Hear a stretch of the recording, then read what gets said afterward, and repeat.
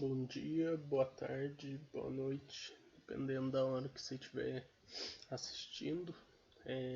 Meu nome é Gabriel Henrique de Oliveira, eu sou geógrafo formado aqui na Universidade Federal de Alfenas, Unifal, e atualmente eu faço mestrado na área de geografia também na Universidade Federal de Alfenas. Atualmente sou orientado pelo professor Dr. Ronaldo Luiz Mincato.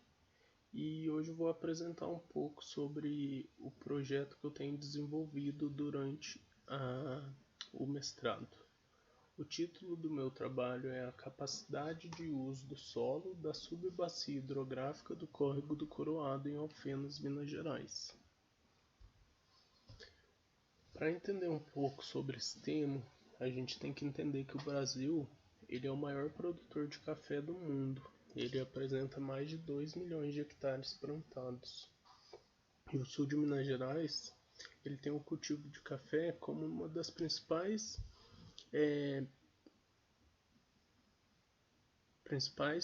culturas que geram empregos nas cidades dessa região. E sem o manejo e o uso da terra, não realizando um planejamento adequado, o solo ele pode ter um empobrecimento e acontecer também uma baixa produção do cultivo, não só do café, também como do milho, a cana-de-açúcar e outras culturas dessa região, provocando diversos problemas ambientais e socioeconômicos. Um dos principais problemas enfrentados devido a esse uso inadequado do solo é a erosão, que é causada principalmente pela ação das águas, ocasionando uma redução na disponibilidade dos solos férteis e também prejudicando a qualidade da água em subbacias e em bacias hidrográficas. Portanto, realizar um planejamento adequado para a utilização dos solos é de suma importância visando o prolongamento da capacidade produtiva do solo, permitindo que os impactos ambientais dentro dessas áreas sejam reduzidos. Nesse contexto, o atual trabalho ele vai tentar utilizar o sistema de capacidade do uso da terra, que vai agrupar de uma forma qualitativa quais são os tipos de solo, observando suas características e as propriedades da terra. Esse levantamento ele vai permitir a observação de quais culturas se adaptam melhor a um determinado solo, e não só as culturas também, como que acontecem as pastagens, os reflorestamentos, dentre outras atividades dentro de uma determinada área em um determinado solo. Portanto, a área, como eu já disse, ela é a subbacia hidrográfica do Córrego do Coroado e ela está inserida na Fazenda Capoeirinha, que é uma fazenda da Ipanema, que é uma das principais indústrias cafeeiras da região do sul de Minas Gerais.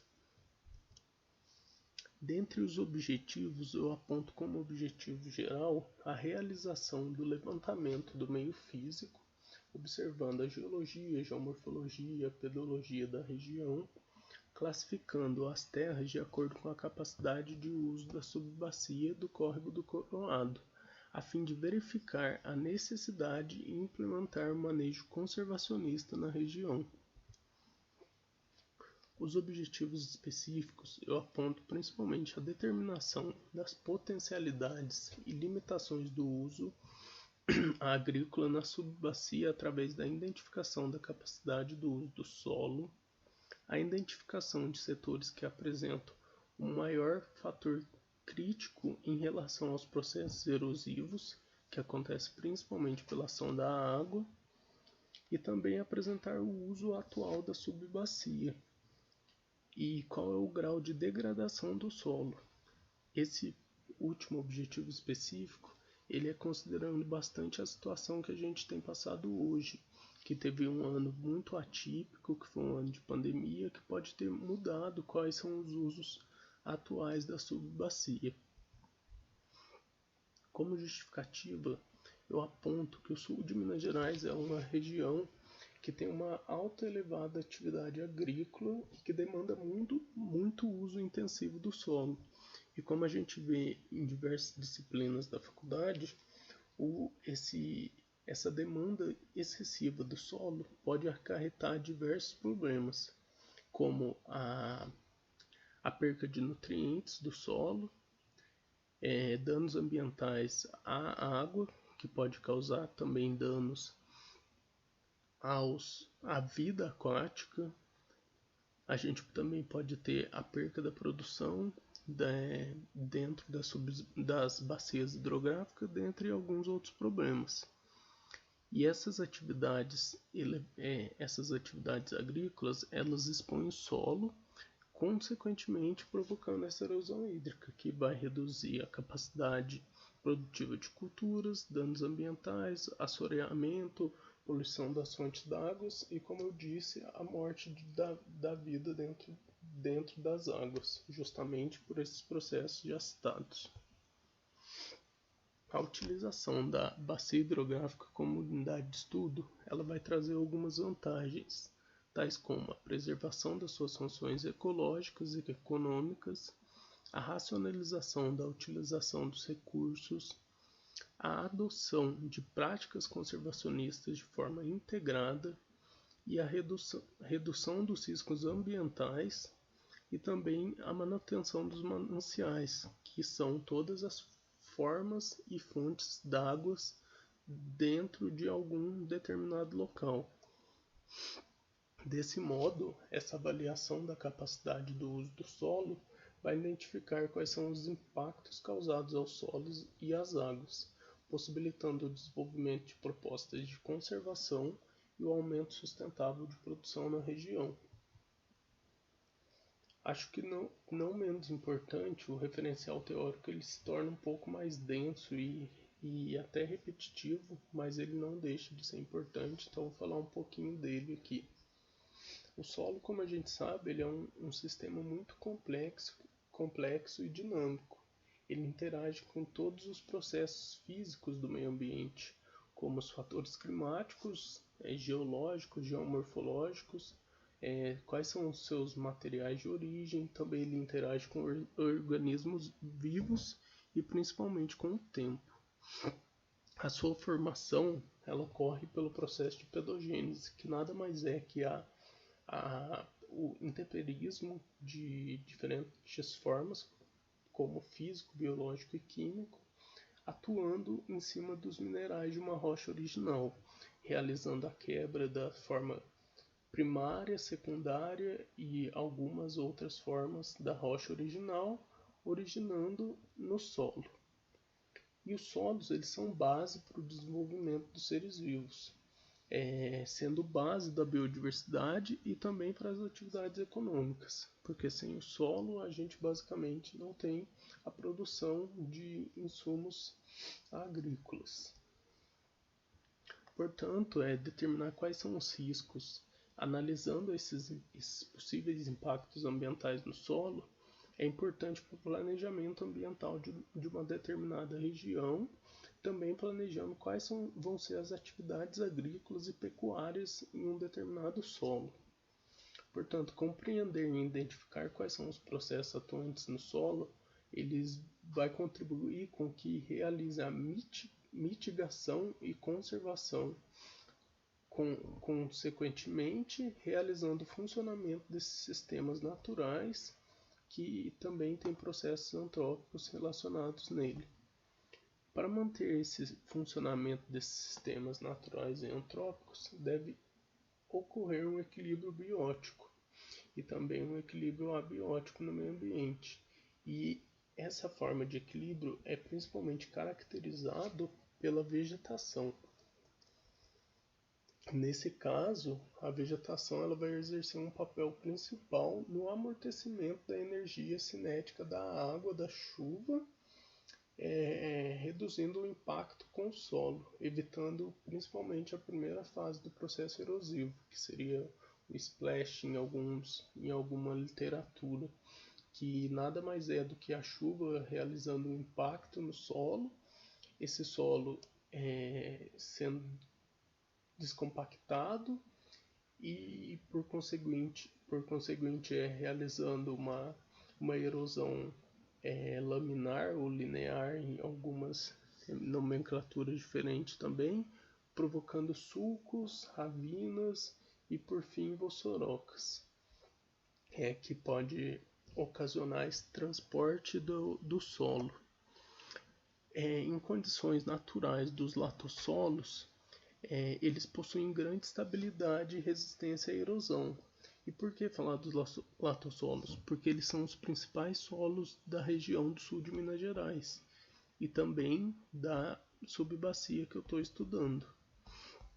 Contudo, sem os usos de técnicas necessárias para o manejo do solo, ocorre uma degradação e alteração na estrutura do próprio solo, onde pode ocorrer a perda da matéria orgânica, que é essencial para o cultivo, nutrientes, que também é essencial para o cultivo de café e outras culturas, e os demais insumos que já são utilizados para o cultivo na região. Então, sem os usos das técnicas necessárias, o entendimento da vegetação, o quão ela é importante dentro de uma subbacia, a gente pode ter esses diversos problemas. Então, manter as necessidades e critérios básicos dentro de uma bacia, tanto de vegetação como onde cada coisa vai se localizar, é de suma importância para esse tipo de trabalho. Portanto, para evitar o uso do solo além da sua capacidade de suporte em longo prazo, é fundamental realizar um planejamento adotando práticas de manejo adequado, como eu acabei de falar.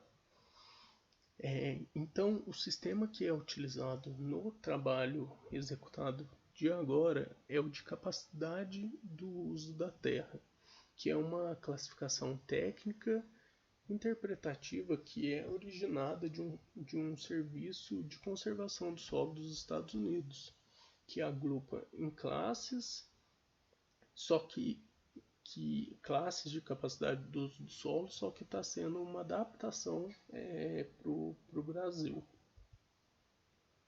A capacidade do uso do solo, ela vai conseguir entender quais são as possibilidades e limitações de uma determinada área, no caso o córrego do Coroado, determinando quais são os desgastes e quais são os possíveis empobrecimentos dos recursos naturais em uma determinada área. Para a classificação da capacidade do uso do solo, a gente trabalha principalmente com níveis hierárquicos que são estruturados em categorias. Nesse caso que está sendo estudado, a gente está trabalhando com grupos, que vão ser citados mais à frente, e com classes. Esses grupos hierárquicos, eles consideram culturas anuais, culturas perenes, pastagens, reflorestamento e também a vida silvestre. As áreas que não possibilitam o desenvolvimento de vegetação também são classificadas dentro dessas classes que eu vou falar mais à frente, que são áreas de rocha, áreas de areia, áreas escavadas, entre outras áreas. E essa metodologia atualmente ela tem sido muito utilizada para verificar qual é a capacidade do uso atual da terra. Dentre os materiais e métodos, eu apresento primeiramente onde fica essa bacia. Ela fica no município de Alfenas, na onde está sendo apontado no mapa. Ela está presente na bacia hidrográfica do Rio Grande, na fazenda Capoeirinha da Ipanema, como já disse anteriormente. O clima da região, de acordo com Copper, é subtropical de altitude, como a classificação mesmo diz, e o arcabouço geológico da região está no embasamento denominado Complexo Campos Gerais. A região ela é composta basicamente por rochas metamórficas, que são rochas que sofrem modificações durante o seu processo de formação com algumas formas como os ortognais e paragnais. Como eu disse anteriormente, a gente tem dentro do sistema de capacidade do uso do solo alguns grupos, classes, subclasses e unidades. No trabalho a gente está trabalhando com grupos e classes. O que são os grupos? Eles são divididos em A, B e C. Na A, a gente pode ter grupos que apresentam culturas anuais, perenes, pastagens, reflorestamento e a vida silvestre. No grupo B, as pastagens, reflorestamentos e a vida silvestre eles são dominantes. No grupo C, são as terras apropriadas para a proteção da fauna e flora silvestre, que pode também realizar recreação ou armazenamento de água. E a partir desse grupo a gente pode proporcionar a criação do uso do solo na região, como a gente tem esse mapa aqui do uso da terra do Lens de 2019, representando algum desses grupos. Como a gente pode ver, o café em verde claro é a principal atividade da região. A gente pode ver todo o entorno aqui da represa de Furnas. O milho em algumas situações, em poucas situações. O eucalipto em algumas áreas próximas às florestas e da represa, em algumas áreas bem específicas. A pastagem em 2 locais apenas. As florestas que são bem dominantes na região e principalmente ao entorno do Lago de Furnas. A drenagem, que é o Lago de Furnas basicamente, em algumas outras poucas situações aqui. Cana-de-açúcar, que tem aumentado bastante na região de Alfenas e também aqui no sul de Minas. E algumas residências ou alguns outros tipos de moradia. Também a gente tem as rotas de acesso, que são as rotas do café, e nenhuma rota principal, alguma MG ou BR passando por aqui. Também a gente tem as classes de capacidade do uso do solo, como eu já disse, que são 8 principais. Elas são denominadas a partir de algarismos romanos e elas têm a intensidade de uso de forma decrescente. Então, ela tem o uso mais potente e a 8 menos potente. No caso, em áreas como está na imagem, áreas que têm definição 1 são áreas muito boas e propícias para o cultivo de qualquer atividade de uso perene, que pode também ter as culturas que são renovadas de formas anuais, culturas como o café que aguentam ficar mais de 20 anos plantados. O 2 também a gente tem basicamente as mesmas características do 1, só que são áreas um pouco mais declives, áreas mais próximas a rios que não são tão boas para o plantio, mas que ainda são áreas que são utilizadas para isso. A 3 já começa a apresentar áreas um pouco mais com um pouquinho mais de declividade, áreas mais afastadas de cursos d'água e tudo mais. A área 4 ela já vai apresentar um pouco mais de declividade, um pouco mais de vegetação atrapalhando o cultivo. São áreas um pouco mais afastadas dos cursos d'água e por aí vai.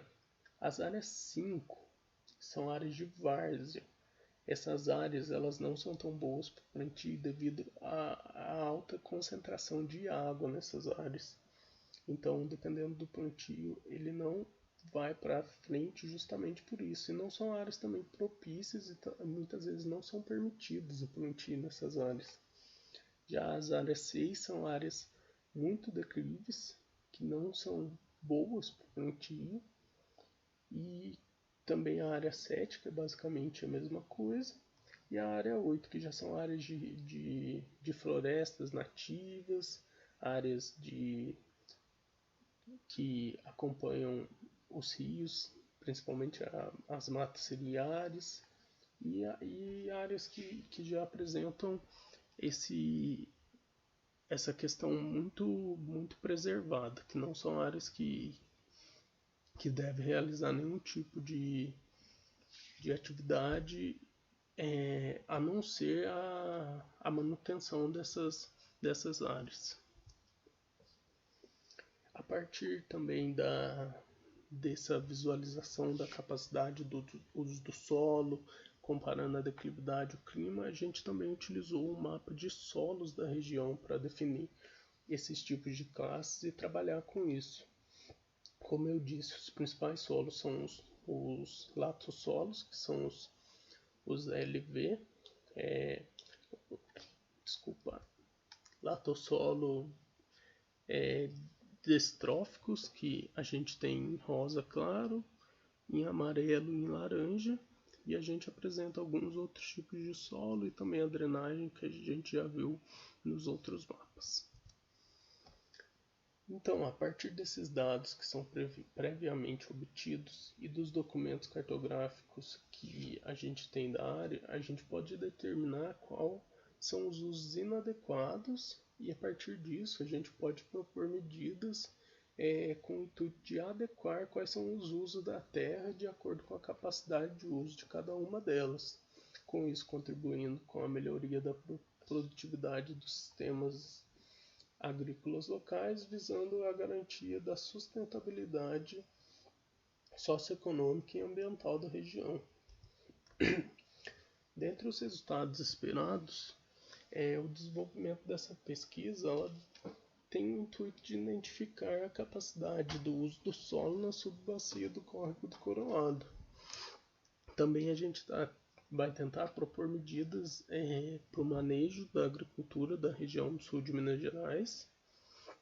E partindo desse pressuposto, o trabalho também ele vai contribuir para o planejamento e medidas de mitigação das percas de solo nessa região, desenvolvendo uma questão ambiental e socioeconômica na região, já que o solo é muito importante para os cultivos que são desenvolvidos na área, principalmente o café. E também, se possível, contribuir com conhecimento científico, gerando pelo menos algumas publicações sobre o tema proposto. Aqui são algumas referências que eu utilizei, que são as referências básicas para esse tipo de projeto. E aqui os meus contatos, se alguém quiser conversar comigo, tem aí o meu e-mail, meu telefone, Instagram. E falar que talvez o trabalho que eu apresentei ele não seja tão significativo para esse tipo de disciplina, mas eu já fiz análise de impacto ambiental e algumas outras matérias quando eu cursei a geografia aqui, e foi muito importante para mim entrar no mestrado e tudo mais, porque a análise de impacto ambiental é basicamente uma forma de realizar uma manutenção do que faz o ser humano se manter na Terra, né? Então, qualquer dúvida que vocês tiverem em relação à matéria ou em relação a qualquer coisa da Unifal, podem entrar em contato comigo. Basicamente é isso. Um bom fim de ano aí para todo mundo. Fique em casa, fique de boa, curte o Natal aí com a família e é isso.